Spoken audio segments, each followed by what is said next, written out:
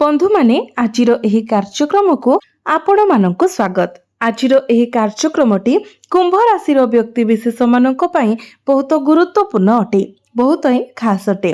कारण आपण एक नूतन आरंभ अनुभव करने को जाउछंती, प्रायतः पुनर्जन्म परी। आगामी 10 दिन मध्य आपणकर 3टी बड़ स्वप्न सत हेबाकु जाउछि। आपण जहा सुनिबाकु जाउछंती ताहा आपणको आश्चर्य करि पारे।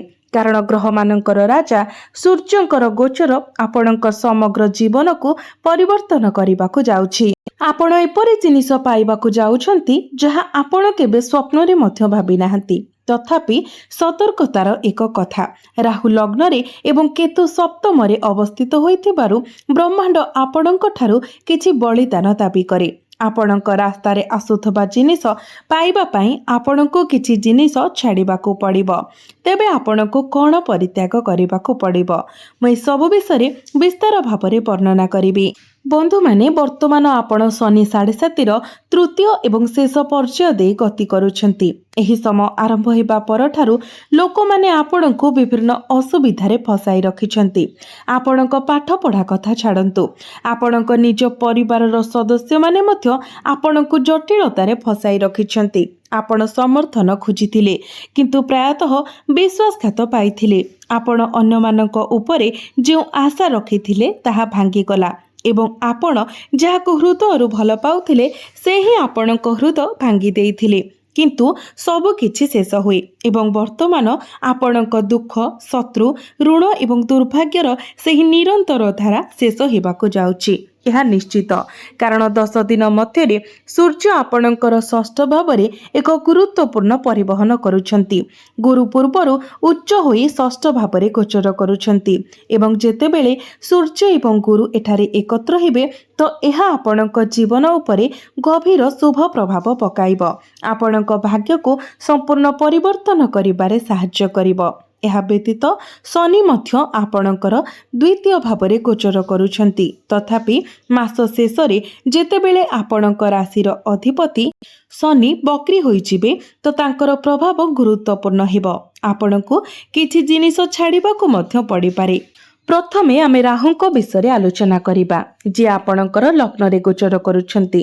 तो किछि समय धरी राहु आपणको एपरि कार्य करिबाको प्रभावित करिछि जहा शेषरे आपणको अनुताप करिबाको मध्य बाध्य करिछि। आपण खराब निष्पत्ति नेउथिले, भूल लोकंको विश्वास करुथिले एवं निजको एपरि स्थान रे पाउथिले जोठारे आपणकर मूल्य स्वीकृति पाइ नथिला। आपण एपरि काम करुथिले जहाको आपण पसंद करू नथिले एवं जो लोकों सहित आपणकर संपर्क नथिला सेमानंक सहित मिसी जाउथिले। काहेकि राहुको कारणरू राहु आपणको भूल बाटरे नै कले एवं भ्रम सृष्टि कले। कुंभ राशि आपण हुएत एही द्वंद्व अनुभव करिथिले। आपण हुएत परे अनुभव करिथिले मु एक बड़ भूल करिथिली, मु सेठारे रहिबा उचित नथिला, मु ताहा करिबा उचित नथिला एवं मु सेही व्यक्तिंक सहित कथा हेबा उचित नथिला। आपण निश्चित भावरे परे अनुभव करिथिबे जे एहा सेही स्थान नुहे जोठारे आपण काम करिबा उचित नथिला, किंबा आपण आपणकर समय किंबा भावना विनियोग करिबा उचित नथिला। आपणकर लग्न रे अवस्थित राहु बहुत द्वंद्व एवं भ्रम सृष्टि करिथिले। तथापि एही राहु एबे आपणक सपक्षरे काम करिबाको प्रस्तुत। आपण वर्तमान शनि 7.5 शेष पर्याय अछंती। मु आपणको बुझाउछि जे 7.5 आरंभ रे यह आपणको आक्रमण करे एवं संपूर्ण भावरे भांगी दिए। प्रथम पर्याय रे आमर प्रयास अटकी जाए एवं आमे विश्वासघातकतार सम्मुखीन हेउ। द्वितीय पर्याय रे आमर अवशिष्ट आशा मध्य भांगी जाए, जदिओ आमे किछि सामान्य आश्वस्ति पांती। किंतु तृतीय पर्याय रे जणे व्यक्ति संपूर्ण परिवर्तन वर्ती जाए। भावप्रवण, मानसिक एपरिक तांकर चिंताधारा रे आपण हुएत लक्ष्य करिथिबे जे जेतेबेले आपण पूर्वरु आपणक हृदय उपरे आधारित कार्य करुथिले आपण एबे एहा करिबा बंद करि देइछंती। आपण एक आभ्यंतरीण भय पोषण करंती जे कहा सहित भावप्रवण भावरे लागि रहिबा द्वारा किछि भूल होई पारे। तो कुंभ राशिर व्यक्ति विशेषंक पाई ठीक एहा घटुछि।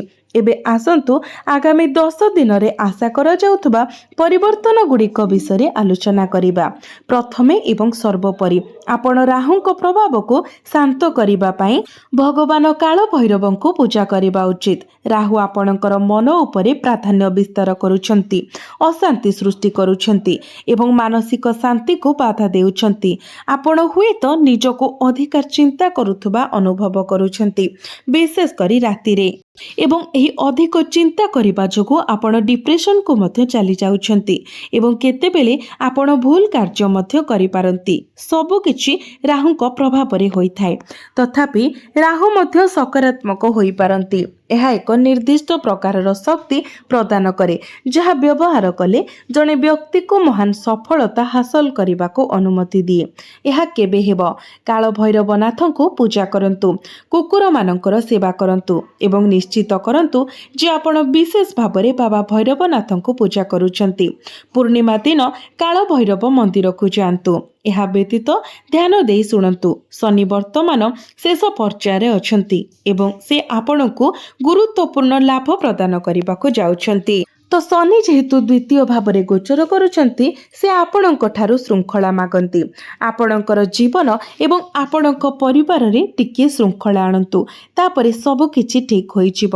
ଆପଣଙ୍କୁ ସେହି କ୍ଷେତ୍ରଗୁଡ଼ିକୁ ସମ୍ମାନ କରିବାକୁ ପଡ଼ିବ ଯେଉଁଠାରେ ଶନି ଅବସ୍ଥିତ। ଯେହେତୁ ଶନି ଧନ ଭାବରେ ଅଛନ୍ତି, ଆପଣ ଧନକୁ ସମ୍ମାନ କରିବା ଉଚିତ। ପ୍ରତ୍ୟେକ ଟଙ୍କାର ମୂଲ୍ୟ ବୁଝିବା ଉଚିତ। କିଛି ଲୋକ ଘରର ଏକ କୋଣରେ ଖାଲି ଟଙ୍କା ଛାଡ଼ି ଦିଅନ୍ତି, ଆଉ କିଛି ଚିନ୍ତା ନ କରି ସେମାନଙ୍କର ସମ୍ପତ୍ତି କେବଳ ଧୂଳି ସଂଗ୍ରହ କରେ ଏବଂ ନଷ୍ଟ ହୋଇଯାଏ। ଏହା ବିଚାର କରନ୍ତୁ। ହୁଏତ ଆପଣ 1 ବର୍ଷ ପୂର୍ବରୁ ଏକ ରେଫ୍ରିଜରେଟର କିଣିବା ପାଇଁ କଠିନ ପରିଶ୍ରମ କରିଥିଲେ, କିନ୍ତୁ ଏବେ ଏହା ସେଠାରେ ପଡ଼ି ରହିଛି। ଆପଣ ଏହାକୁ ବ୍ୟବହାର କରନ୍ତି, ତଥାପି ଆପଣ ଏହାକୁ ସଫା କରିବା କିମ୍ବା ରକ୍ଷଣାବେକ୍ଷଣ କରିବା ବନ୍ଦ କରିଦେଇଛନ୍ତି। ଆପଣଙ୍କର ଧନ ଏବଂ ଆପଣଙ୍କର ସୁବିଧାକୁ ସମ୍ମାନ କରନ୍ତୁ। ଆପଣଙ୍କୁ ଟଙ୍କାର ମୂଲ୍ୟ ବୁଝିବାକୁ ପଡ଼ିବ। ଗୋଟିଏ ଟଙ୍କା ମଧ୍ୟ ଗୁରୁତ୍ୱପୂର୍ଣ୍ଣ। ଅପବ୍ୟୟ ଖର୍ଚ୍ଚ କରିବାରୁ ଦୂରେଇ ରୁହନ୍ତୁ। ଶନି ଯେଉଁଠାରେ ଗୋଚର କରନ୍ତି ସେହି କ୍ଷେତ୍ରକୁ ସମ୍ମାନ କରନ୍ତୁ। ଶନି ଆପଣଙ୍କର ବାଣୀକୁ ମଧ୍ୟ ନିୟନ୍ତ୍ରଣ କରୁଛନ୍ତି, ତ ଆପଣଙ୍କର କଥାକୁ ମୂଲ୍ୟ ଦେବା ଉଚିତ। ଯାହାକୁ ଯେତେବେଳେ କିଛି କହୁଛନ୍ତି ଭାବି ଚିନ୍ତି କୁହନ୍ତୁ ଏବଂ ଅନାବଶ୍ୟକ କଥାବାର୍ତ୍ତାରୁ ଦୂରେଇ ରୁହନ୍ତୁ। ଆପଣଙ୍କର ଶବ୍ଦ ମୂଲ୍ୟବାନ। ଅଯଥା କଥା ହୁଅନ୍ତୁ ନାହିଁ। ଠିକ୍ ସମୟ ଆସିଲେ ହିଁ କୁହନ୍ତୁ। ବିନା ଉଦ୍ଦେଶ୍ୟରେ ଅଯଥାରେ ଅଧିକ କଥାବାର୍ତ୍ତା କରନ୍ତୁ ନାହିଁ। ଆପଣଙ୍କର ନିଜ କଥାକୁ ସମ୍ମାନ କରନ୍ତୁ। ଶନି ଯେଉଁ ଭାବରେ ଅଛନ୍ତି ତାହା ପରିବାରର ମଧ୍ୟ ଭାବ ଅଟେ। ତେଣୁ ଆପଣଙ୍କର ପରିବାରର ସଦସ୍ୟ, ପିତା, ମାତା, ପତି, ପତ୍ନୀ, ପିଲାମାନେ ଏବଂ ଅନ୍ୟ ସମସ୍ତଙ୍କୁ ସମ୍ମାନ କରନ୍ତୁ। ଆପଣଙ୍କର ପରିବାରକୁ ସମ୍ମାନ କରନ୍ତୁ।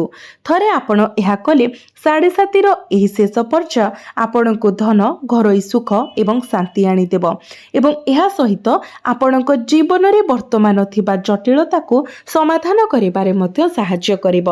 7.5ର ଏହି ଶେଷ ପର୍ଯ୍ୟାୟ ହେଉଛି ବୃଦ୍ଧି ଏବଂ ବିକାଶର ସମୟ। ଶନି ଆପଣଙ୍କୁ କଠିନ ପରୀକ୍ଷା କରିଥିବେ, ଆପଣଙ୍କୁ ଭାଙ୍ଗି ପକାଇଥିବେ ଏବଂ ଆପଣଙ୍କୁ ପରୀକ୍ଷା ଦେଇଥିବେ, କିନ୍ତୁ ଏହି ଶେଷ ପର୍ଯ୍ୟାୟ ଆପଣଙ୍କୁ ପୁନଃ ନିର୍ମାଣ ଏବଂ ଉଚ୍ଚା କରିବା ବିଷୟରେ। ଏବେ ଆପଣ ନିଷ୍ପତ୍ତି ନେବା ଆପଣଙ୍କ ଉପରେ ନିର୍ଭର କରେ ଯେ ଆପଣ କେତେ ବୃଦ୍ଧି କରିବାକୁ ଚାହାନ୍ତି, କାରଣ ଶନିଙ୍କ ପାଖରେ ଜଣେ ବ୍ୟକ୍ତିଙ୍କୁ ତଳୁ ସର୍ବୋତ୍ତମ ଉଚ୍ଚତାକୁ ଉଠାଇବାର ଶକ୍ତି ଅଛି। ଏହା ଆପଣ ଶନିଙ୍କ ଶକ୍ତିକୁ କିପରି ବ୍ୟବହାର କରନ୍ତି ତାହା ଉପରେ ନିର୍ଭର କରେ। ଏହା ଅଧିକନ୍ତୁ ଆସନ୍ତୁ ଆମେ ଗୁରୁଙ୍କର ଏବଂ ସୂର୍ଯ୍ୟଙ୍କ ବିଷୟରେ ଆଲୋଚନା କରିବା। ସୂର୍ଯ୍ୟ ଆପଣଙ୍କର ପଞ୍ଚମ ଭାବରୁ ଷଷ୍ଠ ଭାବକୁ ଚାଲି ଆସିବେ, ରୋଗ, ଋଣ ଏବଂ ଶତ୍ରୁର ଭାବକୁ। ଆପଣ ଦୀର୍ଘକାଳୀନ ରୋଗରୁ ମୁକ୍ତି ପାଇବାକୁ ଯାଉଛନ୍ତି। ସୂର୍ଯ୍ୟ ଆପଣଙ୍କୁ ଶକ୍ତି ପ୍ରଦାନ କରିବେ। ଆପଣଙ୍କ ରୋଗ ପ୍ରତିରୋଧକ ଶକ୍ତି ବୃଦ୍ଧି ହେବ ଏବଂ ଛୋଟ ମୋଟ ରୋଗ ଏବଂ ଦୀର୍ଘକାଳୀନ ସ୍ୱାସ୍ଥ୍ୟ ସମସ୍ୟାରୁ ମଧ୍ୟ ଆପଣଙ୍କୁ ମୁକ୍ତି ମିଳିବ। ତଥାପି ସୂର୍ଯ୍ୟଙ୍କ ପ୍ରଭାବରେ ଛାତିରେ ଟିକେ ଯନ୍ତ୍ରଣା ହୋଇପାରେ। ଆପଣ ହଠାତ୍ ଶକ୍ତିରେ ଉତ୍ଥାନ ପତନ ଅନୁଭବ କରିପାରନ୍ତି। ଗୋଟିଏ ମୁହୂର୍ତ୍ତରେ ଅତ୍ୟନ୍ତ ଶକ୍ତିଶାଳୀ ଅନୁଭବ କରନ୍ତି ଏବଂ ପରବର୍ତ୍ତୀ ମୁହୂର୍ତ୍ତରେ ନିଷ୍କାସିତ ହୋଇପାରନ୍ତି। ତେଣୁ କିଛି ସନ୍ତୁଳନ ବଜାୟ ରଖିବାକୁ ଚେଷ୍ଟା କରନ୍ତୁ। ତଥାପି ଗୁରୁ ମଧ୍ୟ ଏଠାରେ ଉପସ୍ଥିତ ଅଛନ୍ତି, ଯାହା ଉତ୍କୃଷ୍ଟ ବୁଦ୍ଧି ଏବଂ ଜ୍ଞାନକୁ ସୂଚିତ କରେ।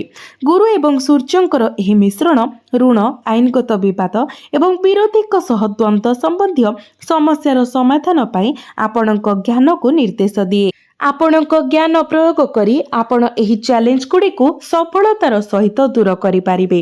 ଏହାପରେ ଆପଣଙ୍କର ସପ୍ତମ ଭାବରେ କେତୁ ଏବଂ ଶୁକ୍ରଙ୍କର ସଂଯୋଗ ସୃଷ୍ଟି ହୋଇଛି ଏବଂ ସୂର୍ଯ୍ୟ ସପ୍ତମ ଭାବର ଅଧିପତି। ତ ସୂର୍ଯ୍ୟ ଆପଣଙ୍କର ଷଷ୍ଠ ଭାବରେ ପ୍ରବେଶ କରିବେ। ତେଣୁ ଲକ୍ଷ୍ୟ ହେଉଛି ଆପଣ ସବୁକିଛିରେ ସନ୍ତୁଳନ ବଜାୟ ରଖନ୍ତୁ। ଆପଣଙ୍କର ଜୀବନସାଥୀଙ୍କ ସ୍ୱାସ୍ଥ୍ୟର ଉପଯୁକ୍ତ ଯତ୍ନ ନିଅନ୍ତୁ, କାରଣ ଆପଣଙ୍କ ଜୀବନସାଥୀଙ୍କ ସ୍ୱାସ୍ଥ୍ୟ ପ୍ରଭାବିତ ହୋଇପାରେ। ଏହା ସହିତ ସପ୍ତମ ଭାବର ଅଧିପତି ଷଷ୍ଠ ଭାବରେ ଥିବାରୁ ଆପଣଙ୍କ ଜୀବନସାଥୀଙ୍କ ପ୍ରତି ସଚେତନ ରୁହନ୍ତୁ ଏବଂ ତାଙ୍କୁ ମୂଲ୍ୟ ଦିଅନ୍ତୁ। ସପ୍ତମ ଭାବରେ କେତୁ ଏବଂ ଶୁକ୍ରଙ୍କ ସଂଯୋଗ ବିଷୟରେ। ଶୁକ୍ର ହେଉଛନ୍ତି ବିବାହର ସୂଚକ। ଯେତେବେଳେ ଶୁକ୍ର ଅନ୍ୟଥା ଭଲ ସ୍ଥାନରେ ଥାନ୍ତି, କେତୁଙ୍କ ସହିତ ଏହାର ସମ୍ପର୍କ ବିଚ୍ଛିନ୍ନତାର ଭାବନା ସୃଷ୍ଟି କରିପାରେ। ଆପଣ କେତେବେଳେ ଅନୁଭବ କରିପାରନ୍ତି ଯେ ଆପଣଙ୍କ ଜୀବନସାଥୀ ଆପଣଙ୍କୁ ପ୍ରଶଂସା କରନ୍ତି ନାହିଁ, କିନ୍ତୁ ଏହା କେବଳ ଏକ ଭ୍ରମ ହୋଇପାରେ। ଆଉ ଏକ ଧ୍ୟାନ ଦେବାର କଥା ହେଉଛି ଯେ ଆପଣଙ୍କ କ୍ୟାରିୟର ଭାବର ଅଧିପତି ମଙ୍ଗଳ ବର୍ତ୍ତମାନ ଚତୁର୍ଥ ଭାବରେ ଅଛନ୍ତି, ଯାହା ଏକ ବହୁତ ଅନୁକୂଳ ସ୍ଥାନ।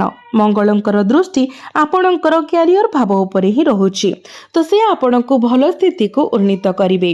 କ୍ୟାରିୟରର ଉନ୍ନତି ସ୍ପଷ୍ଟ ଏବଂ ଆପଣ ପ୍ରମୁଖ ଡିଲ୍ କିମ୍ବା ବ୍ରାଣ୍ଡ ସହଭାଗିତା ହାସଲ କରିପାରିବେ। ଏହା ବ୍ୟତୀତ ଚତୁର୍ଥ ଭାବରେ ମଙ୍ଗଳଙ୍କର ପ୍ରଭାବ ଅତ୍ୟନ୍ତ ଲାଭଦାୟକ। କିନ୍ତୁ ଆପଣଙ୍କର ଚତୁର୍ଥ ଭାବଟି ହେଉଛି ବୃଷ ରାଶି ଦ୍ୱାରା ଶାସିତ। ଏହାର ଅଧିପତି ହେଉଛନ୍ତି ଶୁକ୍ର। ଯେହେତୁ ଶୁକ୍ର କେତୁଙ୍କ ସହିତ ଗୋଚର କରୁଛନ୍ତି, ଏହାର ଅର୍ଥ ହେଉଛି ଯେ ଆପଣ ଆପଣଙ୍କ ଘର କିମ୍ବା ଭୌତିକ ସୁଖ ସମ୍ବନ୍ଧୀୟ ବିଷୟ ଗୁଡ଼ିକରୁ କିଛିଟା ବିଚ୍ଛିନ୍ନ ଅନୁଭବ କରିପାରନ୍ତି। ସେଗୁଡ଼ିକ ଆପଣଙ୍କୁ ସେତେ ପସନ୍ଦ ନ ଆସିପାରେ। ଯଦିଓ କ୍ୟାରିୟର ଭାବର ଅଧିପତି ଭଲ ସ୍ଥାନରେ ଅଛନ୍ତି, ତ କ୍ୟାରିୟରରେ ବହୁତ ଭଲ ସମ୍ଭାବନା ଦେଖାଯାଉଛି। ଆପଣଙ୍କର ଆର୍ଥିକ ଲାଭ ସମ୍ପର୍କରେ ମଧ୍ୟ ପରିସ୍ଥିତି ବହୁତ ଆଶାଜନକ ଦେଖାଯାଉଛି। ସୂର୍ଯ୍ୟ ଏବଂ ଗୁରୁ ଏକତ୍ର ହେବା ସହିତ ଲାଭ ପାଇବାର ସମ୍ଭାବନା ଅଧିକ। ତଥାପି ମନେ ରଖନ୍ତୁ ଯେ ଆପଣ ଋଣ ନେବାରୁ କିମ୍ବା ଦେବାରୁ ଦୂରେଇ ରହିବା ଉଚିତ। ଏବେ ଟଙ୍କାର ଉଧାର ନେବା କିମ୍ବା ଋଣ ଦେବାର ଚିନ୍ତା କରନ୍ତୁ ନାହିଁ। ଖର୍ଚ୍ଚ ବିଷୟରେ ଶନି ହେଉଛନ୍ତି ଆପଣଙ୍କ ଦ୍ୱାଦଶ ଭାବର ଅଧିପତି। ତ ମୁଁ ଆପଣଙ୍କୁ ଧନକୁ ସମ୍ମାନ ଦେବାକୁ ଗୁରୁତ୍ୱ ଉଲ୍ଲେଖ କରିଥିଲି। ଯଦି ଆପଣ ଏହା କରିବାରେ ବିଫଳ ହୁଅନ୍ତି, ତେବେ ଆପଣଙ୍କର ଖର୍ଚ୍ଚ ବଢ଼ିପାରେ। ତେଣୁ ନିୟନ୍ତ୍ରଣ କରନ୍ତୁ। ଆଗାମୀ 10 ଦିନ ବହୁତ ଅନୁକୂଳ ଦେଖାଯାଉଛି। ଜୀବନରେ କିଛି ଗୁରୁତ୍ୱପୂର୍ଣ୍ଣ ହାସଲ କରିବାର ସମୟ ଆସିଛି ଏବଂ ଏହି ସମୟ ଆପଣଙ୍କ କ୍ୟାରିୟର ପାଇଁ ଉତ୍କୃଷ୍ଟ। ଆପଣଙ୍କର ସ୍ୱାସ୍ଥ୍ୟ ପ୍ରତି ଟିକେ ସତର୍କ ରୁହନ୍ତୁ। ବୁଧ ବର୍ତ୍ତମାନ ବକ୍ରି ଚଳନ କରୁଛନ୍ତି, ତ ଆପଣଙ୍କ ପ୍ରେମ ଜୀବନ ବିଷୟରେ ଆପଣ ନିଜକୁ ଆପଣଙ୍କ ସାଥୀଙ୍କ ପ୍ରତି ଅଧିକ ଆକର୍ଷିତ ଅନୁଭବ କରିପାରନ୍ତି ଏବଂ ଅତୀତର କିଛି ପୁନର୍ବାର ଦେଖାଯାଇପାରେ। ଆପଣଙ୍କୁ ଏଠାରେ କିଛି ସଂଯମ ବଜାୟ ରଖିବାକୁ ପଡ଼ିବ। ସ୍ୱାସ୍ଥ୍ୟ ବିଷୟରେ ଅତିରିକ୍ତ ସତର୍କ ରୁହନ୍ତୁ। 7.5ର ଶେଷ ପର୍ଯ୍ୟାୟ ପ୍ରତିରକ୍ଷା ପ୍ରଣାଳୀକୁ ସାମାନ୍ୟ ଦୁର୍ବଳ କରିଥାଏ, ଯାହା ବ୍ୟକ୍ତିକୁ ଥଣ୍ଡା, ଫ୍ଲୁ, ଜ୍ୱର କିମ୍ବା ମାଇଗ୍ରେନ୍ ଭଳି ଋତୁକାଳୀନ ରୋଗର ଶିକାର ହେବାକୁ ଅଧିକ ସମ୍ବେଦନଶୀଳ କରିଥାଏ। ତେଣୁ ଯଥାସମ୍ଭବ ସତର୍କତା ଅବଲମ୍ବନ କରନ୍ତୁ ଏବଂ ନିଜର ସୁସ୍ଥତାର ଯତ୍ନ ନିଅନ୍ତୁ।